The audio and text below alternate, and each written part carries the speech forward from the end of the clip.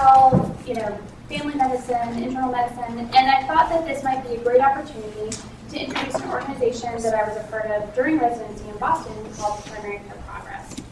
And it really aims to create a foundation for discussion, energizing primary care communities. And so when I got to meet with some of the students, we talked about it and decided an event like this one might be a great way to kick off the introduction of not just one, but two primary care progress chapters in the Triangle, one at UNC and one at Duke. So this is a joint effort this evening of the two groups, and I wanted to welcome you all and thank you for coming.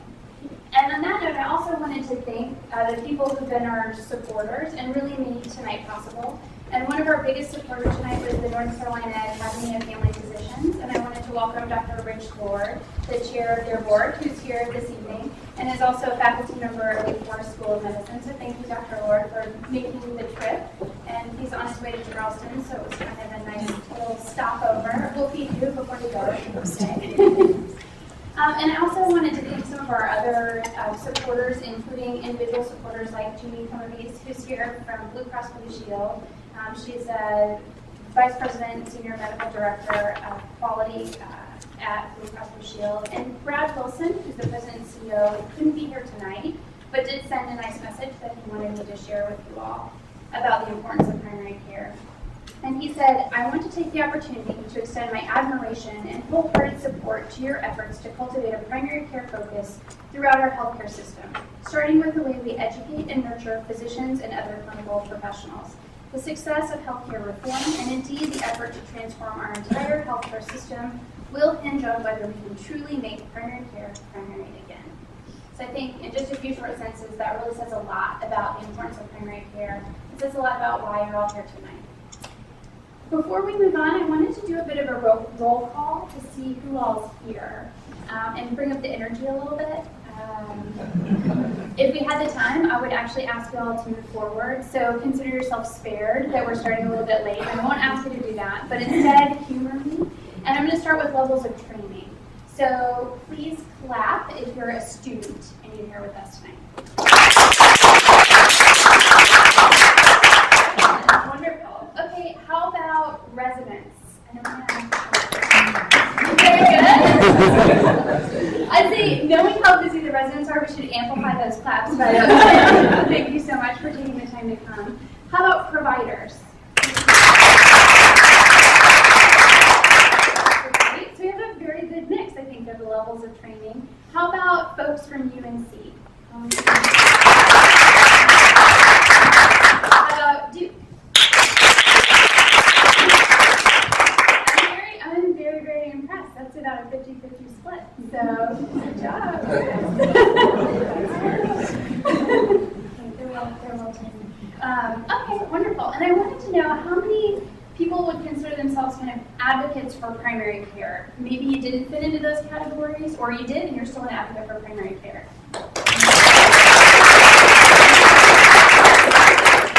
Excellent, excellent. Okay, well, I'm glad to hear that we have a wide variety of people. It should make for a lively discussion later. What we're going to start with first are actually two talks. So we have Dr. Stuart Levin here and Dr. Andrew Morris-Singer, and I'll tell you a little bit more about them, but they're going to give individual talks for us to kind of soak in and listen. They'll have about 15 minutes to speak, followed by 5 minutes for questions. And then after that, we'll transition into a town hall style format led by Brian and Chris. That'll be an open forum for us to talk about maybe innovative things that we're already doing in the community, exciting ideas that you want to see happen. Maybe there's something that is a little bit of a gripe that's been bugging you and you want to get ideas from other people in the community about how to make it better and how to move forward in a positive way. So that's a little bit of our outline for the evening. We'll probably end slightly after 8 since we're a little late getting started, but there will be food. And please, if you have to leave, come and go, that's completely fine. And if the food's already here when you have to leave, please take some before you leave. But that's our general schedule to get started. So let me introduce to you Dr. Stuart Levin. So Dr. Levin is a physician in a full-time clinical practice at Wake Internal Medicine Consultants in Raleigh. He graduated from Duke University and UNC School of Medicine, completing residency in internal medicine at the University of Alabama, Birmingham, and pulmonary fellowship at Yale. He is board certified in internal medicine, pulmonary medicine, and sleep medicine. A bit of an overachiever. As a clinical professor of medicine at UNC, he served as an attending on the teaching service at Wake Med and precepted several hundred medical students during their outpatient internal medicine rotations over the past 17 years. Along with Dr. Brad Carlson, Dr. Levin is now involved in a pilot program to develop an internal medicine outpatient teaching practice through the North Carolina AHEC system. He works on and lives near the Blue Ridge Road in West Raleigh, which will become more important as we open this talk. So please welcome Dr. Stuart Levin.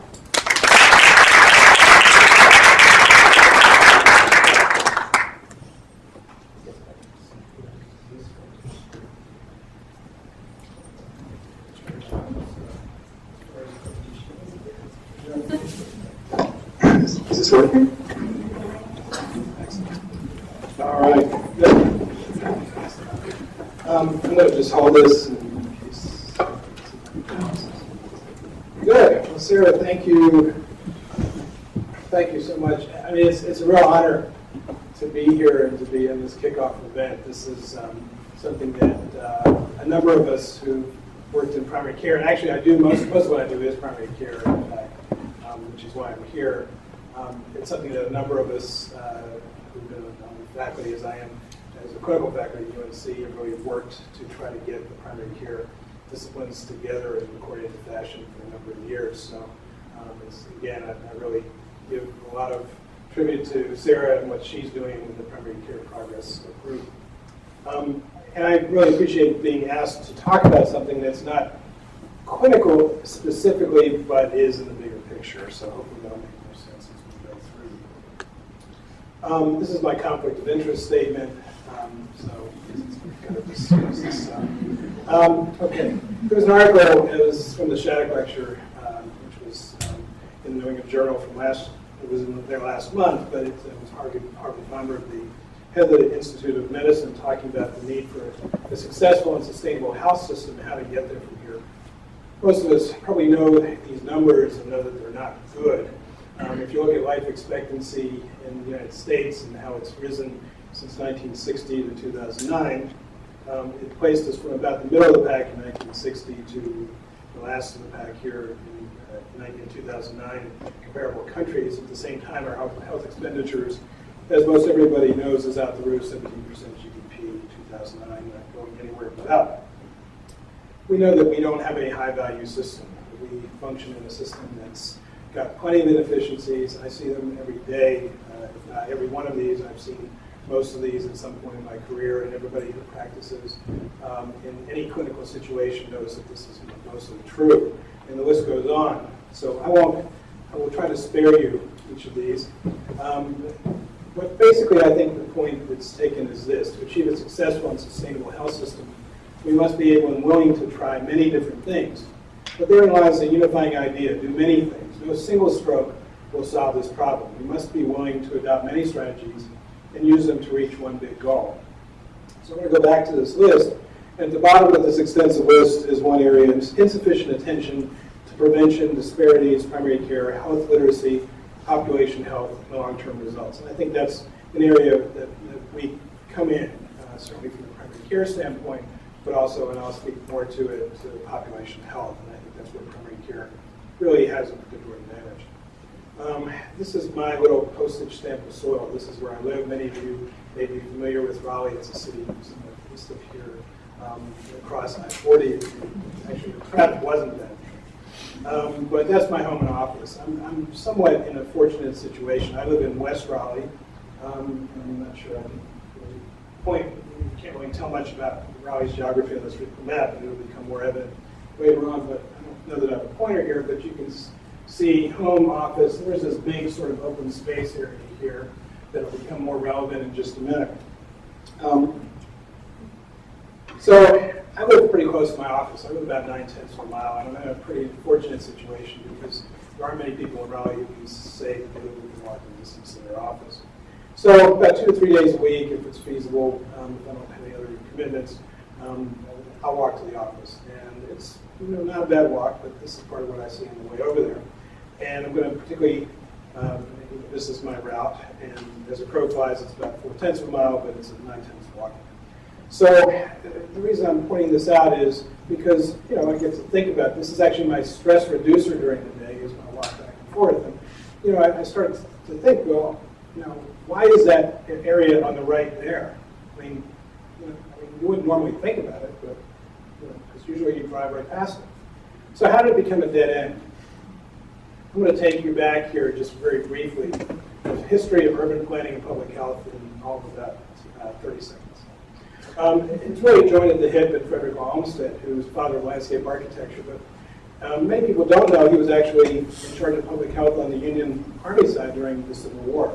Part of the area that this happened right after the cholera situation in London became attributed by John Snow to the water supply. So he was somewhat familiar. He looked at the crowded alley situation on the left, was very familiar with the Sun situation, looked at the Central Park. That was his baby. I mean, he developed Central Park as the lungs of the city of New York. In North Carolina, he's famous for what he did with the Biltmore Estate, but what he's not so famous for, and if you look at our state magazine this month, you'll see he actually was so visionary that the North Carolina Arboretum came out of what he suggested 100 years ago, and it only came to fruition in the 1990s. During the 19th and early 20th centuries, the synergies between urban planning and public health were evident in at least 3 areas. Creation of green space promote physical activity, social integration, and better mental health, prevention of infectious diseases through community infrastructure, such as drinking water and sewage systems, and number 3, protection of persons from hazardous industrial exposures and injury risks through land use and zoning ordinances. In Raleigh, just a good example of how things have changed is right here at Halifax Court. Now, I used to work near Halifax Court. One of my first jobs was working at Superdollar on 800 North Person Street, which was just adjacent to Halifax Court. So in 1940, this was actually a project that occurred during the New Deal days. We had tremendous substandard housing. Almost half of Raleigh's housing was substandard, lacking private bathrooms, running water, needing structural repairs. And I just wanted to point out what the resident in 1940 said. When it's winter, it's wonderful. You don't worry about it at all. There's hot water anytime, light and quiet, and room for studying here too. You can't concentrate when you're all jammed up. 2000 had become crime-ridden. It was totally out of date. The Raleigh Housing Authority website, Halifax Court, did not offer amenities such as parking, air conditioning, and any control of the personal space. So I think that says a lot there. It wasn't the place that had changed, but it was a lot of the environment, it was a lot of the situation. Basically, a lot of the land use issues have been solved, a lot of the expectations have risen. Halifax Court was the kind of place that was no longer amenable to the situation appropriate to the late 20th century. Really, to some extent, the relationship between urban planning and public health was a victim of its own success, and they started drifting apart. But one of the outcomes of that is that planning for the built environment became dominated by the car. And that's particularly true in Raleigh, as we'll get to. If you look at the leading causes of death in the United States in 2000, it starts to become relevant. Now, tobacco was the major risk factor associated with death, but we've seen a lot of what's happened in the last 25 years since I was in medical school here. I mean, this was a huge issue when I was in school in the 1980s. I don't see Adam in the audience, but certainly he was as involved as anybody in this. And there's been tremendous strides that have been taken in striking out against really the scourge of tobacco, and certainly North Carolina were the last state to make inroads, but it's happened. But the next step is poor diet and physical activity. And we know that the percentage of state population meeting physical activity guidelines, certainly North Carolina, it's less than 40%. And we look at some of the states out west, and we see that that's certainly higher than it is here, but the Southeast dominates areas where we're not meeting physical activity guidelines. And we all have seen these charts from the CDC. I don't need to go into any detail, except that it's gone from, when I was in medical school, 15%, and now it's 30% from over in the last 30. So urban sprawl, what's health got to do with it?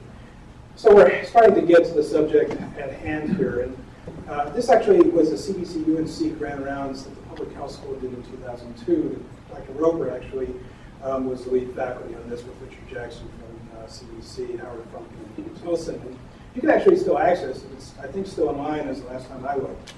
But what they're talking about in this 1 hour long grand rounds is how it impacts land use, transportation, and social and economic development. Raleigh is actually, according to Smart Growth America, listed as number 3 for sprawl in the country based on lack of connectivity. And I know we have folks here from Greensboro. You're number 2. So This is city of Raleigh population density, and I actually worked my other first job was working on the 1980 census, so I actually did work on that census when we had 150,000 people in Raleigh. It's actually now over 400,000, so we've gone up almost threefold in population, but at the same time the land area within the last 15 years has gone up over 15-fold. And you can see what that actually means right here. And I've seen this happen. I've seen it happen mostly in my lifetime. It's pretty amazing if you see where Raleigh has brought out to and what that actually means. I mean, a lot of it is good in the sense that it's allowed Raleigh to grow and become what it is. Having the ability to annex surrounding areas means that you can do a lot of things that other cities that are hemmed in the Northeast can't do. And, there are good aspects, but there's a lot of aspects from a public health standpoint that are not ideal. These trends are expected to continue. We're at 405, 406,000. Now we're expected to be 600,000 in Raleigh by 2030. We're expected to be nearly 1.5 million in Wade County by 2035. The state of Raleigh today, city's got great assets. It's got parks, greenways. Anybody who's been there knows it's got a lot of positive aspects. It's a very strong, diversified, and growing economy. City within the park, resurging downtown, vibrant arts and cultural scene. I always like to think about what Raleigh was like in the 1970s when I moved there, when the foreign restaurants in town were the Chop Suey Place, Canton Cafe, and the International House of Pancakes. But Raleigh's got a lot of challenges. It's got lack of mobility options, reliance on the auto. This actually comes from Raleigh Planning Office. So this is actually what the city is saying. Reliance on the auto is growing traffic problems, managing the extensive growth. There's a lot of issues: environmental sustainability, transportation, infill development, and densification, and healthy communities. The city can't continue to grow the way it has. Essentially, will this be our future in this? So the 2007 Raleigh Comprehensive Plan looked at essentially 7 city centers. If you've been to Raleigh in the last 5 years, 6 years, you know the Fayetteville Street Mall was opened up, and it's really resulted in what's gone from about a $10 million investment to about a $3 billion return on investment. But now the struggle is to work in the city center areas. If you build these city centers, which is what the planning office is looking at, the idea is to do really infill development, suburban retrofitting. And the area where the arrow is the area that I'm looking at and I'm going to be talking about, which is West Raleigh, which is my sort of neck of the woods. This is the smoking gun. So I had the luxury, the opportunity really, because at the time I was much more involved with Rex from the clinical side. I was at one point in the service line, been involved in other ways, and also with the Museum of Art. Basically got the Rex and Museum of Art executive teams together to discuss how we could leverage their growth. Rex was planning to grow. They had 60 acres. It was clear that they were expanding. I was aware of this. Into the sites across the street, it was clear that the North County Museum of Art was going to build another building, but nobody had really thought through the connectivity issues, including pedestrian connectivity. So this is the area in question. As you can see, the area surrounding here. Rex is where that arrow is. Actually, that's where my office is, but I'm literally next to Rex and Museum of Art's down here. So we really started with those groups. As it became clear over time, we started having discussions with other landowners, several major institutional landowners with current or future growth plans, including the Museum of Art, Rex, the university, which has the vet school in that same area, and the fairgrounds. And it's hard to believe that the fairgrounds having discussions about health, but we'll get to that in just a minute. State agencies, this area is 80%. This is about a 2,000 acre area, of which 80% of the land is state-owned, which goes back to historic reasons that we can get into at some point on the side. But it also includes the PNC, formerly the RBC Center, PNC Arena. It's clear that this is not used optimally, and that's how these discussions started. How do we get optimal use, but how do we look at getting it connected for pedestrian use? That's how this started. It's clearly, I think, the most single underutilized district for its potential in the city, some would argue the state.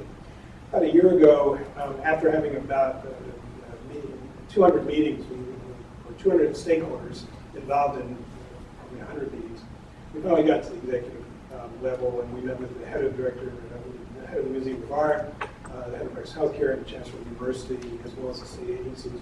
How can stakeholders collaborate to support a planning process for the corridor's future?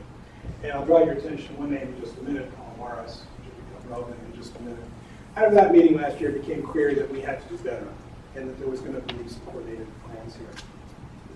All of these stakeholders put some money in the pot here to hire a consulting group. And with the idea of making it a 24/7 urban place with distinct activity areas unified by the corridor, giving bicyclists and pedestrians easy access. I should also mention to the west of the corridor, and I'll show you in just a minute, we have Umstead Park, we have, I'm going to move through here. So we got an urban district contract aside 2 minutes. We'll go through this, but it might take a couple of extra minutes here.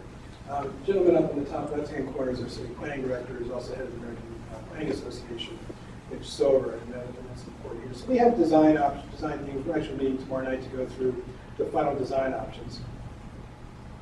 There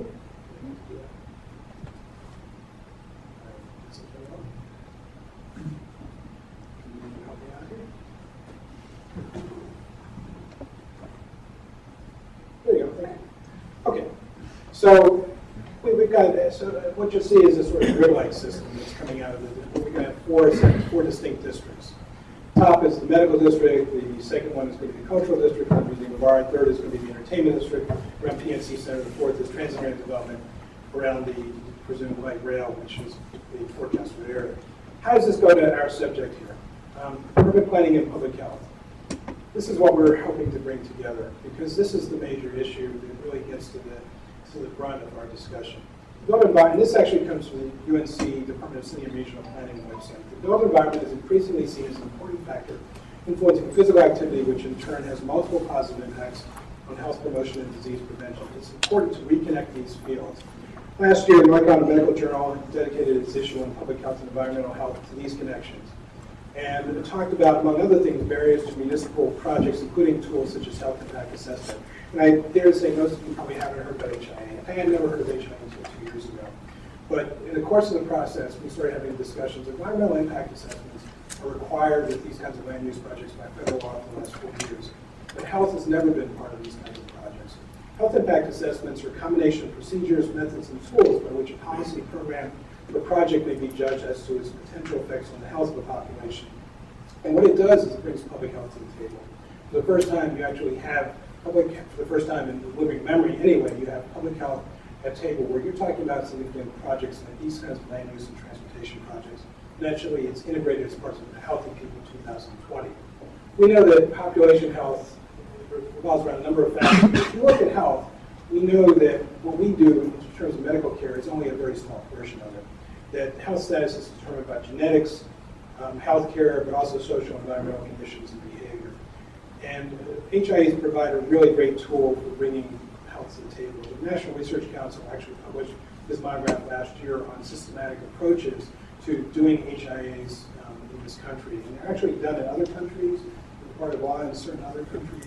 In Europe, they've been done in some of the Australia, New Zealand, Canada. HIA, like environmental impact assessment, though, is not mandated anywhere. It's probably not going to be mandated in this country anytime soon with the regulatory environment. So right now, it's actually being done as a voluntary process that's initiated by public health practitioners, community groups, advocacy organizations, affected stakeholders. There are 6 steps to HIA: screening, scoping, assessing risks, developing recommendations, reporting, and evaluating. And it doesn't make sense to do it unless it's actually going to be integrated into the planning process.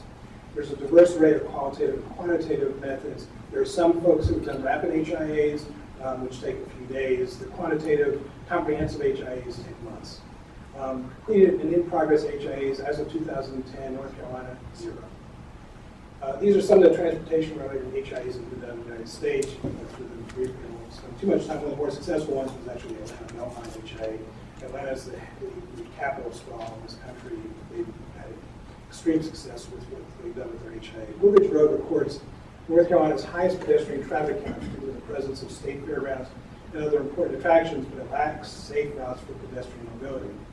The Woodridge Road Corridor HIA project will quantify the effects of health impacts of having sidewalks, trails, other pedestrian improvements on the health status of residents, identify high-impact opportunities to improve the health of people living in the corridor and allow thoughtful decisions.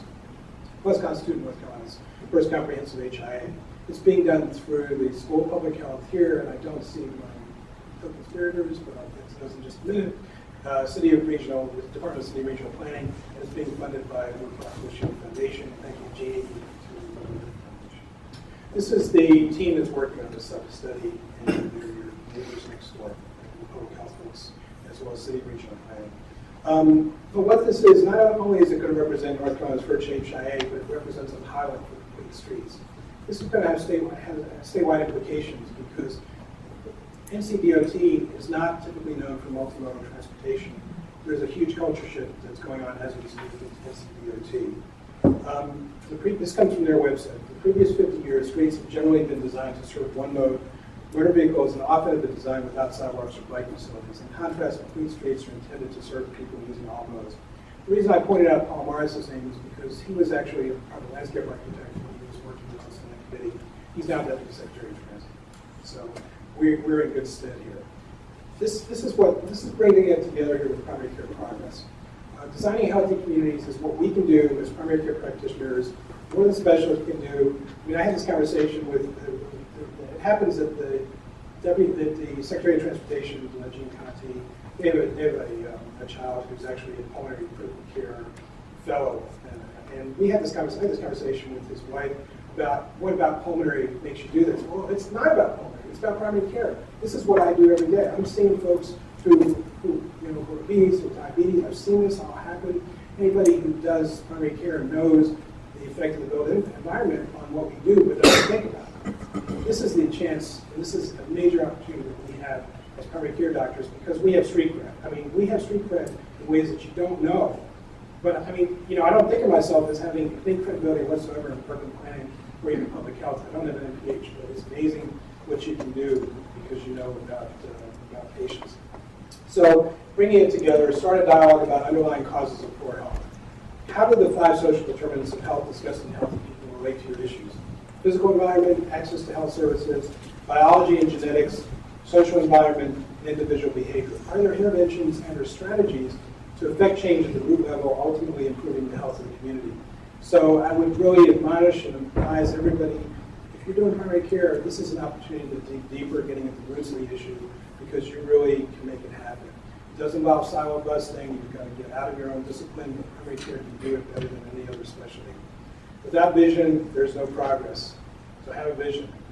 Thank you.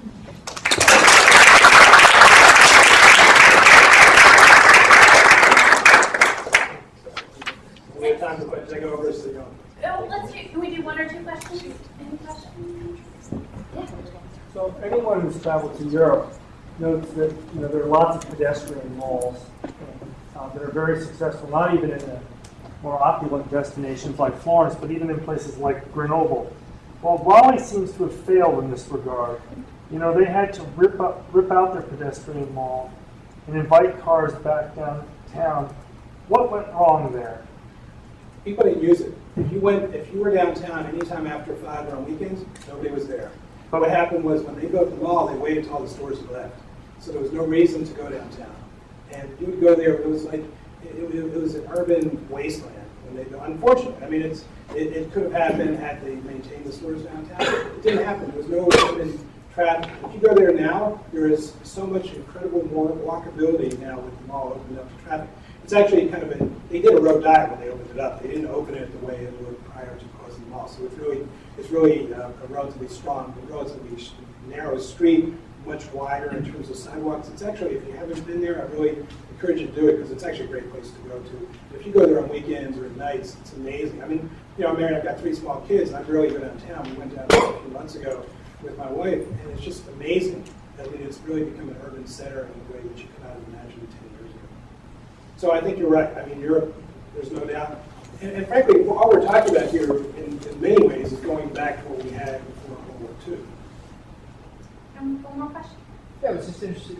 So you were involved in the process of bringing about that change in Blue Ridge Road area, is that correct? Or? I was involved in the planning process, but it's sort of steamrolled. How did you find yourself in that situation? There was no situation because nobody was working on it, so it was an easy situation to walk into. Nobody was thinking about it. It was 80% state land, and nobody at the city planning office. The city planning office and the state agencies have a long history of bad relationships, so nobody really had been talking to each other. So it was if you look at Dixon's a great example if you see what's going on with Dick's property.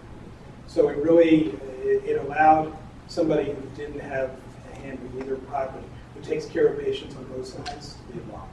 I mean, frankly, a lot of how this happens because my patients work for the city, they work for the state, and I can get involved in that. Excellent. Well, thank you very much. And Dr. Levin will be here. We'll be sticking around for mingling, so if people have questions, again, thank you.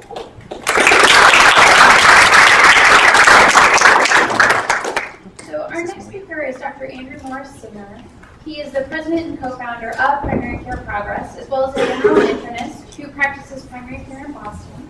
In the spring of 2009, Dr. Morris-Singer founded Primary Care Progress, a 501c3 chapter-based organization that's focused on revitalizing the primary care workforce pipeline and retooling primary care training.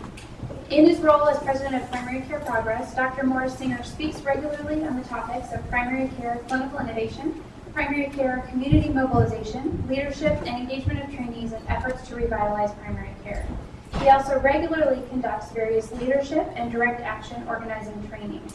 Before he entered the medical field, Andrew worked for years as a community organizer and leadership trainer. In his clinical time, Dr. Morris-Singer sees patients at Brigham and Women's Advanced Primary Care Associates at South Huntington, that's a mouthful, a new patient-centered medical home affiliated with Harvard Medical School, where Dr. Morris-Singer is an instructor in medicine. Dr. Morris-Singer received his BA from Williams College and his medical degree from Harvard Medical School. He completed his training in the internal medicine residency program at Brigham and Women's Hospital in Boston. In his free time, he's an avid hiker, snowboarder, mountain biker, and, most importantly, barbecue grill master. Please welcome Dr. Andrew Morris-Singer.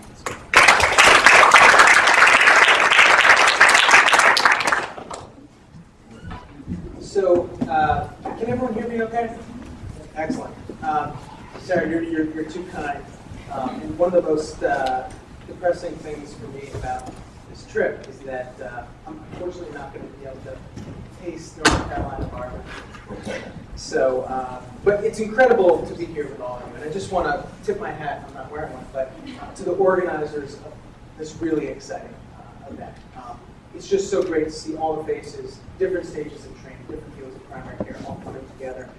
So as Sarah said, I'm the president of Primary Care Progress, and my background is in grassroots community organizing. And Primary Care Progress really focuses on revitalizing the primary care pipeline and accelerating reform in how care is delivered in academic settings and how providers are trained. And you probably all know this already, or maybe some of you don't, but you guys here in this community are really on the cutting edge of both of these things in many ways. I mean, you know, the patient-centered medical home Medicaid initiative, the primary care leadership track, the fact that North Carolina is third in the nation in terms of the number of primary care providers who transform their practices into patient-centered medical homes. So you all, in many ways, are the primary care rock stars. And so what that means is I'm your groupie. So tell me what you want me to do. I'll do anything except for my time. You know, what's special about tonight is that it's a little bit colder than normal days, from what I understand, but also the fact that everyone's here together. And I think there are a lot of reasons why we're all here, but my sense is that we have a common commitment to revitalizing the primary care pipeline, a common commitment to improving how we deliver care, a common excitement about the windows of opportunity that are opening up for us in primary care, but also common concern about some of the existing challenges that we all still face in the pipeline in our local care delivery. But I also wonder if more and more of us are realizing that there's an opportunity for us to work together, that the time for action is now. And so it's wonderful to see this town hall. So let's talk about what's so special about this particular moment right now. There's an unprecedented multi-stakeholder coalition that's grown in support. We're seeing support for primary care at all levels of society. Government, federal, and state initiatives. Large employers, GM, Whirlpool, GE, are committing significant capital to primary care. And then third-party payers, WellPoint, Aetna, United Care just recently declared increased payment to primary care providers. More and more, we're realizing that this primary care team is actually a little bit bigger than many of us might have previously thought. So that's really exciting to a lot of us. we're also seeing examples of high-value primary care that are being delivered all across the country, locally in our communities. Scattered amongst us are some of the most inspiring clinicians who have reinvented how care is delivered to better meet the needs of both patients and providers alike. And they're doing this by engaging all members of the care team, by having people operate at the top of their skill sets, by really harnessing passion, the experience, the commitment of all members of the care team, not just the doctors. And initial performance data from these initiatives is really exciting. It's really promising. We're seeing decreased emergency department utilization, decreased hospitalizations. We're seeing decreased overall healthcare costs. And we're hearing stories about people literally being pulled back from the brink of early retirement through their experiences, through their teaching. And this is incredibly exciting as well. But there's a question that we all need to ask ourselves, which is, okay, this is really exciting, but where's our primary care workforce going to come from? Who's going to staff these patient-centered medical homes that are showing such promise? And to what degree are institutions of medical education adequately recruiting, supporting, mentoring, and training this next generation of providers so that America has the number of primary care providers it needs, but also with the skills to succeed in a continually evolving, rapidly transforming healthcare system. And I think many of us know that this is not really the forte in the aggregate of the American medical education system. In fact, many medical schools, many health professional training programs seem to be doing the opposite, seem to be almost discouraging primary care providers. Now we know that from studies that somewhere between 40 and 70% of first-year medical students are interested in primary care careers, are curious about it, are compelled by it for whatever reason. Family physician, personal experience, parent, what have you. Unfortunately, though, a lot of medical schools don't see it as their job. A lot of health professional programs don't see it as their responsibility to turn out more primary care providers. So our colleagues who are still in training get exposed to the hidden curriculum of these places. Routine admonishments that primary care is a waste of time. You're too smart for primary care. This school doesn't train primary care providers. That happens to our colleagues all across the country, day in, day out. Isolation. Lack of exposure to inspiring mentors, lack of exposure to some of the cutting-edge things happening in primary care delivery. And so we get to a place in second-year med school where that number of students really considering a career in primary care has really dwindled. And then folks go on for their experiential learning, their rotations, right? And they rotate in most medical schools in this country, most health professional training programs. They're rotating through some of the most complex practices, practices taking care of some of those complex sick patients, practices that are routinely utilizing antiquated models of care delivery, and being mentored by providers that frequently are overwhelmed, frustrated, and explicitly communicate that to their students. And so you have these trainees who see this, coupled to these amazing disparities in reimbursement between primary care providers and our specialist colleagues, coupled to the golden handcuffs that most of our trainees have, somewhere between $150,000 and $200,000 worth of debt. And it's no wonder that they say, I can't do that job with that little support in that system for that little money. I just can't do it. And so our graduating medical school classes, we're seeing dwindling numbers over the last 20 years of people going into primary care careers. Recently, it was about 20%, less than 20%, choosing primary care careers. That's less than half what it used to be. And that's a big problem. That's a big problem in terms of that question of who's going to provide primary care going forward. Now, I actually trained in a residency program that was specifically designed to counteract some of these negative forces. I was in a maternal medicine residency track in Boston, and there were 4 of us per year. And so it was myself and three women, and we're all from New Jersey. Now, is anyone out there from New Jersey? Excellent. I knew you and I would. Well, it got to the point in our program where people started referring us as the armpit of the brain. And now I want to quickly tell you about one of my colleagues. And she was the quintessential primary care role. I mean, everything about her was primary care. Her community service, things she liked to do, all of the electives she set up for herself in medical school.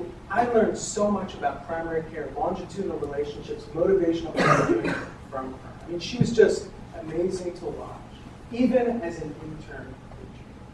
And so you can imagine how discouraging it was and how devastated our crew was when she sat us down junior year and told us she was not planning on providing primary care. She was not going to be a primary care doctor. It wasn't about the money, she said. It was about the models of care.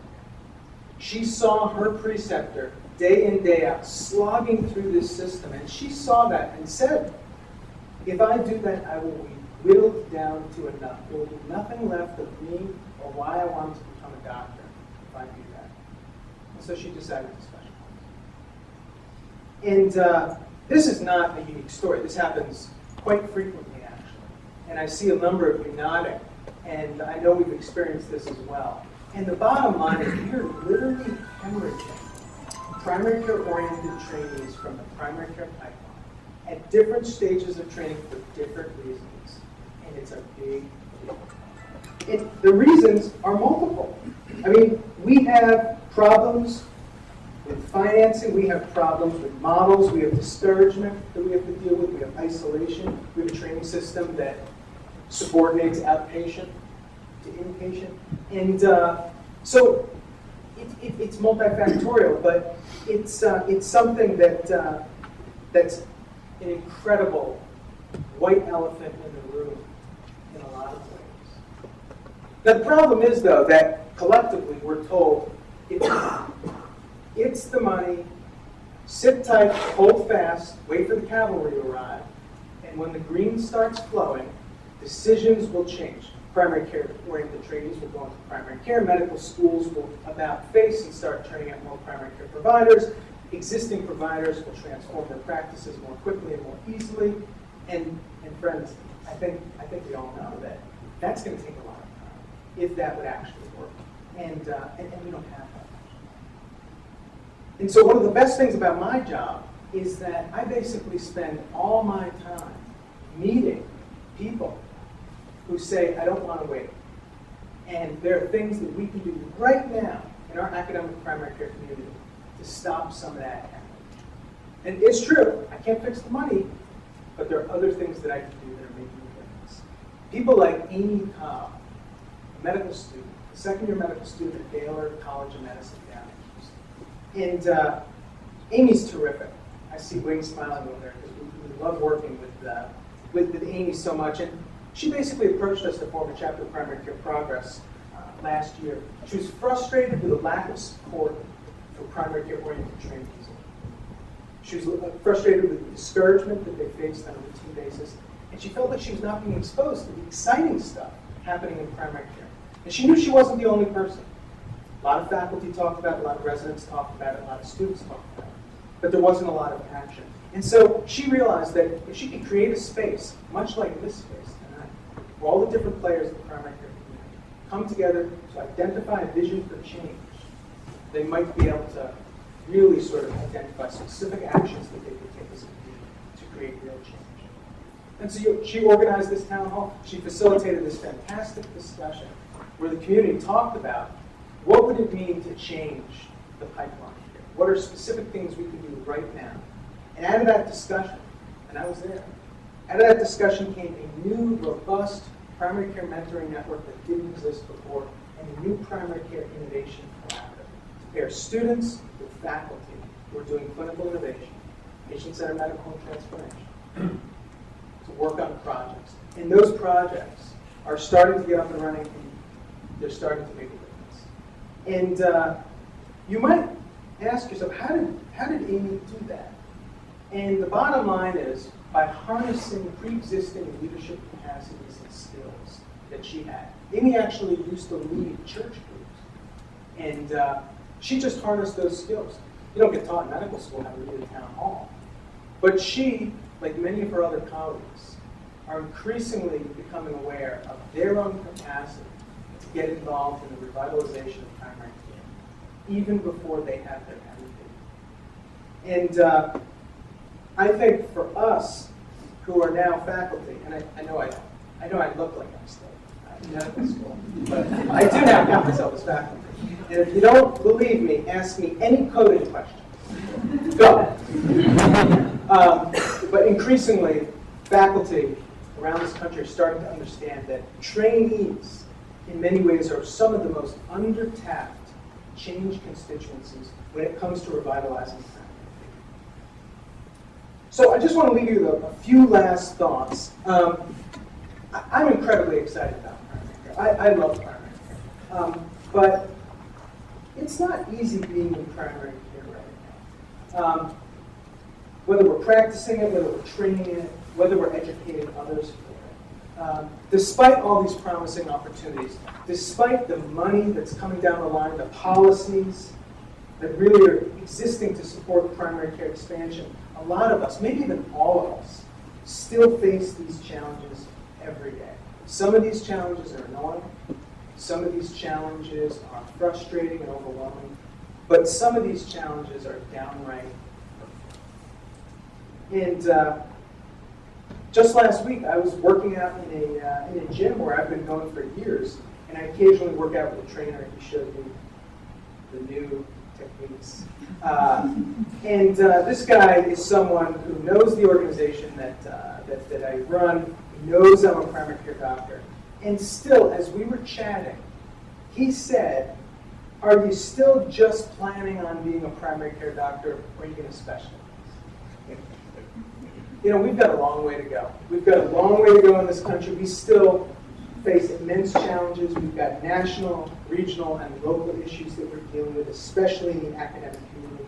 But I think one thing is clear, and I can't provide you any data on this, so you're just going to have to trust me, that we're going to be able to best face these challenges if we work as a community. We're going to be able to best take advantage of the opportunities that might be short-lived, but the opportunities nonetheless, if we come together as a community that interdisciplinary, interprofessional from all stages of training. This isn't a family medicine issue. This isn't a student issue. This is a primary care issue. And like any other social movement, we've got to harness our collective team. And the primary care team, friends, is a big team. It's a big team.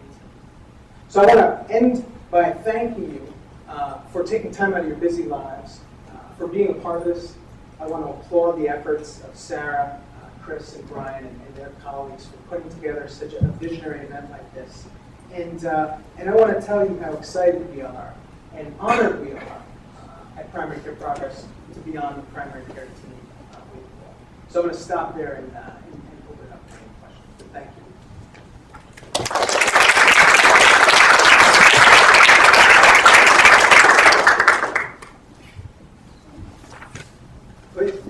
That was a great talk. Thank you. What do you say when you hear from people that the future of primary care is that it will be delivered by mid-level practitioners and we won't need doctors? Great question. You know, it's. I think we have so much to do. The task load is so monumental that I think we really need to think expansively. And I think the future primary care team is going to be a primary care team that involves MDs, mid-levels. I think we're going to need to ask our colleagues for medical assistants to step up their game. I think we're going to need to approach legislation and really change scope of practice laws because there's some absurd scope of practice laws out there. You know, I trained for however long, 7 years. I am an expert, not an expert, but I'm supposed to be, eventually, an expert diagnostician, excellent at managing complex patients, taking care of sick folks. That's something that I found the mid-levels that I work with are a little less comfortable with. And when I focus on those things, I'm able to pass off other responsibilities that feel more fulfilling and appropriate for them. So I think it's a huge team, but we need all hands on deck. And I also want to say ground rules. Please keep your comments brief. please be respectful. We're not trying to reach a consensus and answer all the questions today, but we're trying to begin a dialogue that's going to continue at UNC and at Duke for a long time to come. And please don't mention basketball. Stick with that. It's a good grant rule. Excuse me. My name is Brian Lake. I'm a first year at UNC, and so it's the first year. Imagine you all would sympathize with the fact that I feel like I know nothing about medicine really yet. I know very few of you in the room, so this is really an honor for me to be able to sort of help lead this sort of discussion. My background, like Chris, I'm also very excited about primary care. I used to work in journalism. I went to school at the University of Missouri for broadcast journalism and was working in cable news for a while, and really enjoyed that. What got me excited about going into medicine was when I got married to my wife, who's in the back there. I started meeting her father and talking to him about his practice as an internist at the Levin clinic. What I kind of found, and this is probably going to sound very strange, but a lot of what excited him about medicine was what excited me about journalism originally. You go into, it's a very one-on-one sort of conversation. In medicine, you develop long-term relationships with patients. In journalism, you're doing the same thing with sources. Communication is so important. It's basically how the whole system seems to work.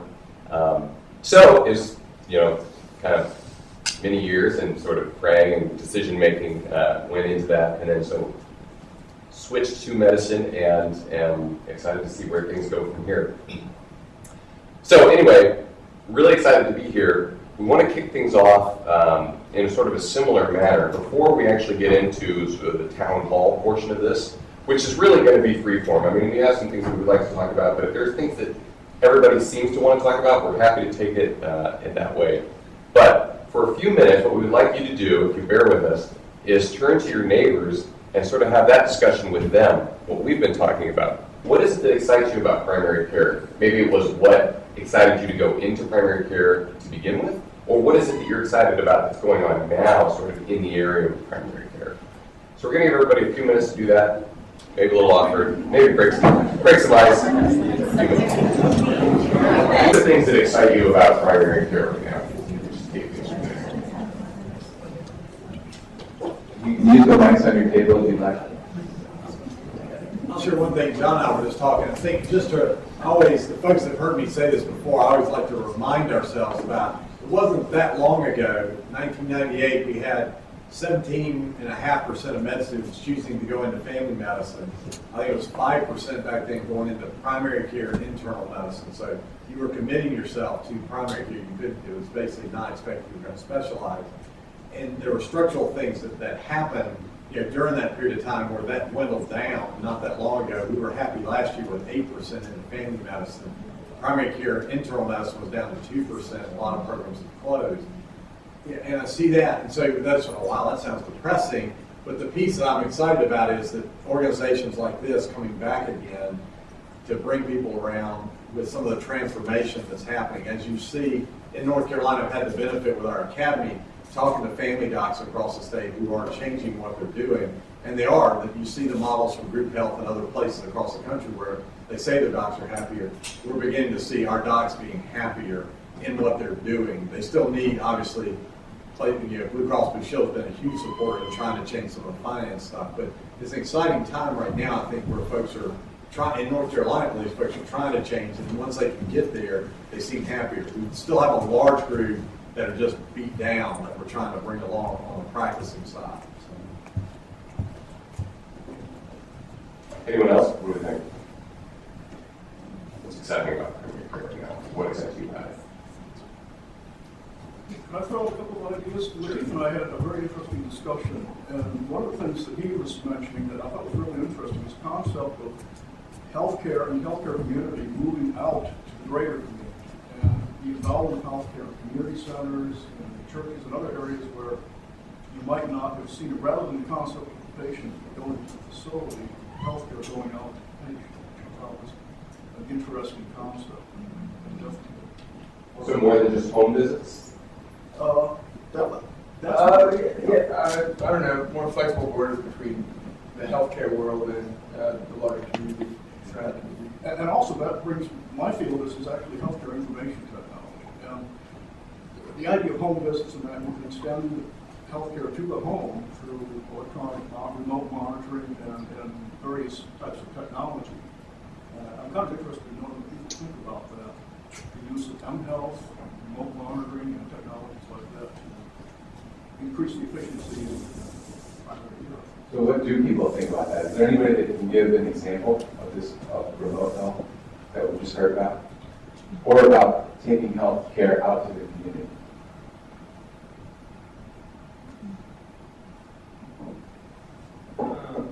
I was just attending a lecture on the Schweitzer Fellowship that provides grants for students to do creative health interventions. And actually, there's a few UNC students that created a mobile clinic and monitoring station. They go into kind of the poorer areas of Durham and Raleigh and do blood pressure and blood glucose, and then set up and then connect those people that just happen to pass by. They'll set up in a gas station and just start receiving people, and then connect them to local like FHQCs and get them plugged into the healthcare system. It was pretty inspiring to see 2 second years getting out there. They don't even have inpatient experience yet, and they're making it happen. That is really cool. Does anybody work in a place where you might see patients via the internet through a Skype thing or anything like that? Would anyone care to talk about what that is like? Does that seem to work? Yeah, so the new model practice that I mentioned that I'm working at that's joint between UNC and Blue Cross Blue Shield, we have 2 rooms in the practice dedicated to doing Skype-like visits. So for follow-up visits or for visits with our other providers in the clinic, like our nutritionists, behavioral health visits, sometimes it's not easy or it's not reasonable to ask those patients who may live far away or feel like they can't leave work or have something that they want to discuss with you, but you don't necessarily need to do a physical exam for. Those are perfect examples of ways that you can almost meet the patient in the middle or go to them in the community. I had a patient who I met for the first time. She was motivated to meet with a nutritionist. She wanted to start smoking cessation. And then remember that one snow that we had that was, like just a dusting? She was walking her dog. She slipped. She broke her leg. So she couldn't get into the clinic. I mean, she was off in another part of the state living with her brother and sister-in-law. She still did her smoking cessation and nutrition visits because she had a computer, and in fact, if she hadn't had a camera, we have cameras that we can send to her and loan to her. So it's things like that, making it easy. Why do we make it so hard for patients to get health care? This is a way to make it easy. It's really exciting. I'm wondering, how does reimbursement go for that? I mean, you have to meet for level 3 or level 4 visit. There's certain things you have, boxes you have to check off that you've done so many parts of the physical exam. How does that work for a special clinic? That's right. So we're in a flexible place right now where, based on the structure of our pilot model, we're able to provide things for the patients in some ways independent of the actual reimbursement at this time to see what happens with the outcomes at the end of the pilot model. So we're in a very flexible place that we can provide these things and then look back and say, how did we affect the health outcomes and ultimately the costs, both for the payers, for the employers? We're currently in a place where we're examining all of those things, measuring those for comparison between our group and the control group to see what the outcomes are. So I will, as the payer representative. For about 3 years, we've been paying for email visits. What is interesting to me about that is we almost know utilization. We've had a few practices that have opened up the visit portal in their practice website and are actually being able to improve visits. We do have specific criteria to surround the security kinds of stuff that we ask providers to use. So regular email, as we all know, has some potential. And then what we're actively doing is having conversations around whether we should expand that to synchronous Skype type of visits and what kind of security we need to have. And telepsychiatry is alive and well in North Carolina and is being reimbursed environmentally. And there are telehealth activities going on, particularly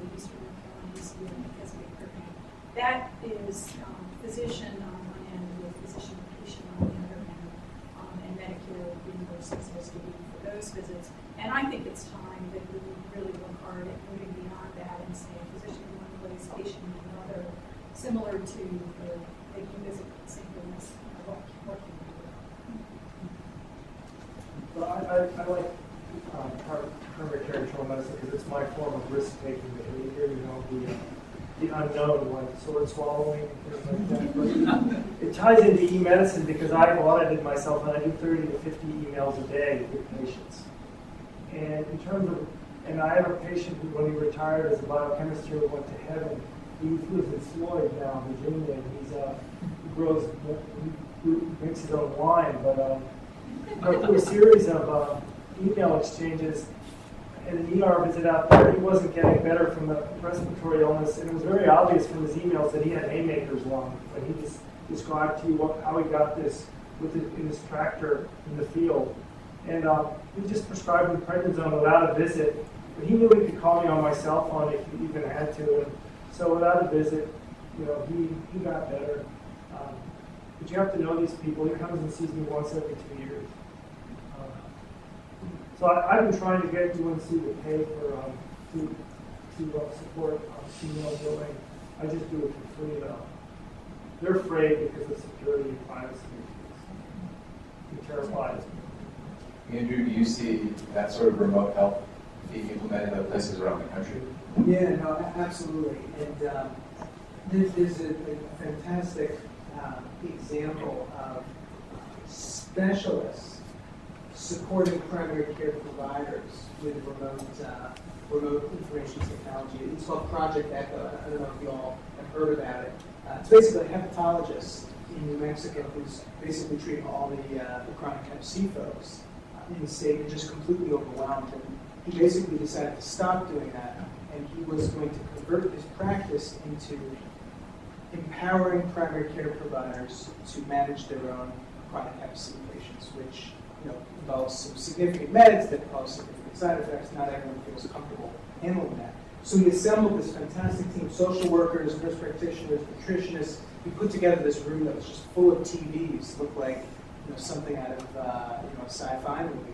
And he's managing these patients, or he's helping the primary care providers manage their own patients. They've expanded that in asthma management, obesity, diabetes, chronic opioid use, and I think that's a fantastic example of information technology to empower the primary care provider to help the patient and not make someone drive 60 miles across the state to go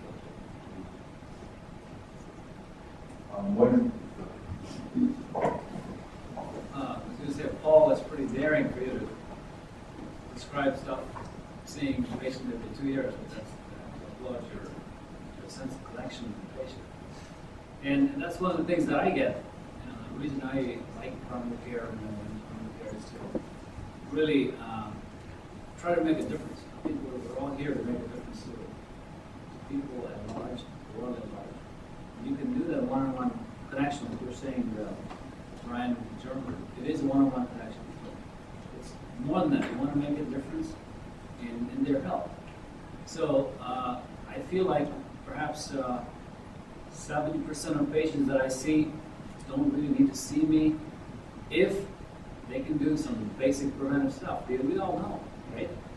I tell them they need 2 kinds of watches to get healthy: starch watch and stopwatch. And they need to, eat right and move right. They all undermove. Sit a lot, especially 80% of jobs.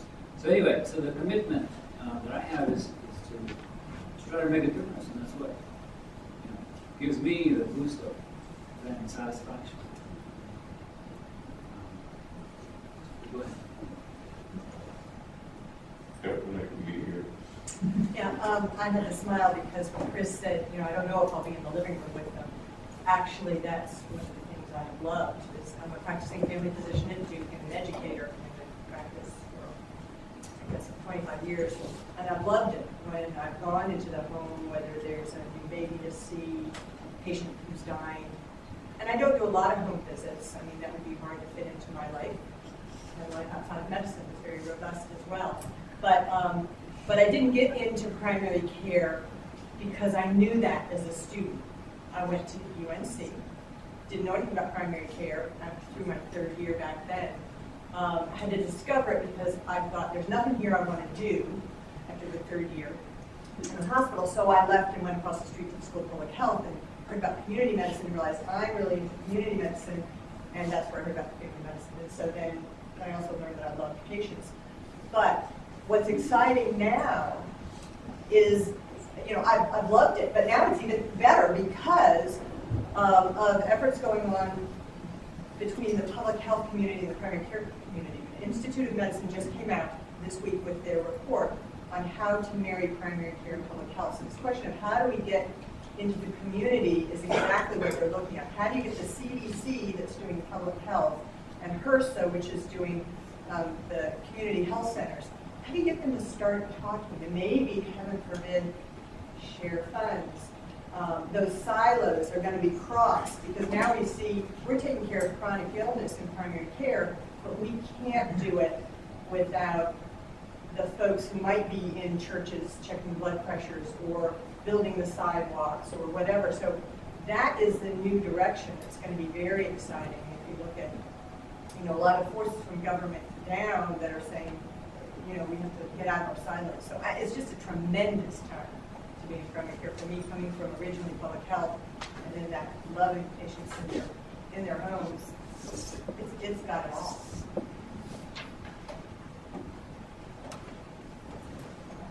So maybe right now we can talk about what are things, is there anything else kind of going on in the triangle that you wish other folks would know about within primary care?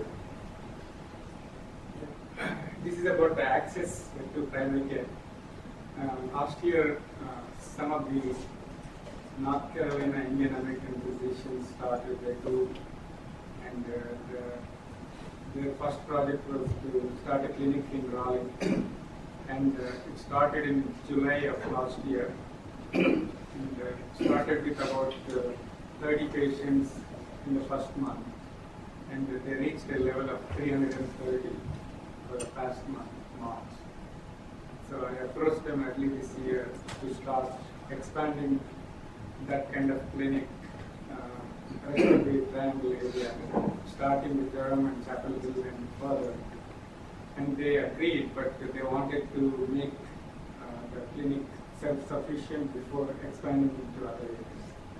So we started marketing for them since the beginning of the year. We have seen good results. I have one of the flyers I brought. And, you have to take that when we're done here, and so people can look at it. If you wouldn't mind sticking around or at least passing the flyer. So my idea is to get some volunteers, physicians, PAs, nurse practitioners, spend 1 to 2 hours up to 4 hours a week, spend their time so that we can reduce the cost of care. And we are providing visits at $45 and physicals at $75. Contain the cost. It's mainly geared to people without insurance. That sounds great. We've heard a lot from our faculty tonight, and I'm just curious if we have any students or trainees who can share with us what they like about what they've heard tonight, or throw out some questions or challenges to the faculty. People. I guess I can't necessarily speak to the. Let me just preface this. I was in Asheville for my last 2 years of my clinical training while I was in school of medicine. But I think that the mentorship and the strong mentoring model that was brought up earlier, I think would be critical. As a student, I've spent kind of my free time in the classic obsessive med student way, educating myself about a lot of the really interesting things that have been talked about here tonight. And, you know, I find it very fascinating. And, you know, if people think that primary care is difficult to access or kind of a network for that, talk about like innovative primary care. There's like no one talking about that. So I think for med students, you know, who have time to pursue those outside of their educational activities, there should be multiple resources available to them. You know, there should be people lending a hand, because I think that those are going to be people who ultimately do what is being talked about, or get excited and kind of get behind all that stuff. So I don't know. I think that was a great idea that was mentioned earlier. And I can say that it's just briefly, and then we'll get you back there. That mentorship can be really one-off and simple. I know that last fall I had just a chance email from Dr. Sheila. I probably don't even remember sending this email. Chris, on Tuesday morning there's a Duke Connected Care meeting in Pickens Classroom. You should go check it out. And I went and listened. And Connected Care is a care management program for diabetics at Duke. And I've been going for the past 8 months now. And I get to hear on a monthly basis really exciting conversations about how do specialists and primary care doctors share patients? What does that really mean? What is that going to mean at Duke? Because we have people who are trying to grapple with that question for the first time. And I've been able to sit in on that just because of one email. So for faculty, that is all it takes. And a willingness, I think, on the part of the people at Connected Care or Project Access or wherever to accept students to come and be sitting in the corner to listen to what we're talking about. You get such an energy rush when you hear that stuff. I'd like to speak to that too. Dr. Bayat Steiner was here earlier, and he invited me down to come sit in on a CCNC regional North Carolina meeting, and just grabbed anybody he could, put them in front of me. They were lining up to give me cards. You could probably tell our new students what CCNC is. Community Care North Carolina is a Medicaid. Just some next steps. But some of the things that I heard about tonight, the value of mentorship, the value of projects maybe that bring trainees and clinicians together, and just open communication, leadership building, all that sort of thing. Those are things that we want to see and help sort of each other work on in the future. And so what we're going to do is, I will encourage you, if you haven't already, sign in up in the front. We want to keep this conversation going after tonight. And so on the UNC side, at least, we're going to sort of communicate over email about future meetings and sort of, get some of these things off the ground, we hope. And then over to Duke. At Duke, we've got a meeting arranged Monday night, April 30th. It's going to be from 6 to 7 in the Marquee Room, Duke South. I will be sending out, or my team, trust advisors will be sending out an email in the next couple of weeks so that you guys can join us there. So we want to keep the conversation going even tonight. So we've got some food out in the back. Please eat as much of it as you possibly can. And let's talk about some of the things that we've been talking about.